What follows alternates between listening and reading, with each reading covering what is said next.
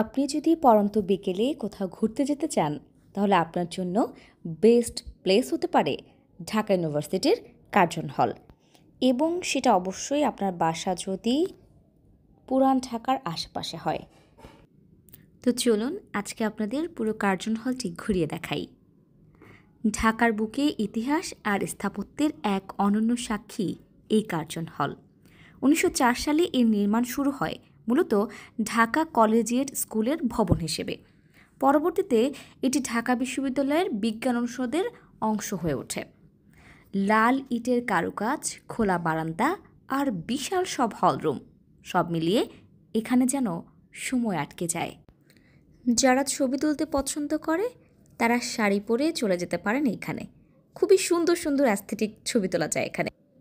আশেপাশে তাকালে দেখবেন কেউ বসে বসে ঝালমুড়ি খাচ্ছে, কেউ বা গল্প করছে, কেউ পেপার পড়ছে।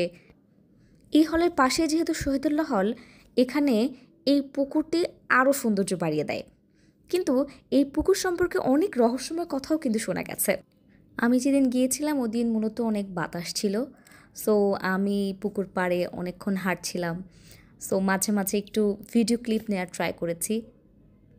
তবে মূলত এখানে বসে বসে এই দৃশ্যটা বা এই আবহাওয়াটা আসলে এনজয় করার মধ্যেই বেশি আনন্দ খুঁজে পাওয়া যায়। জায়গাটা ঢাকা ইউনিভার্সিটির ভেতরে হলেও সবার জন্য এটি ওপেন। চারপাশে গাছ, খোলা জায়গা, একটা অন্যরকম শান্তি আছে এখানে। তবে এখানে যেতে চাইলে আপনারা সবসময় প্রেফার করবেন আসরের নামাজের পরে যাওয়ার জন্য, কারণ তখন একটু বিকালটা পড়ে এবং রোদ থাকে না। তখন আসলে আপনার সেখানে বসে থাকতেও ভালো লাগবে এবং এক অদ্ভুত ভালো লাগা কাজ করবে। তো আজ এ পর্যন্তই।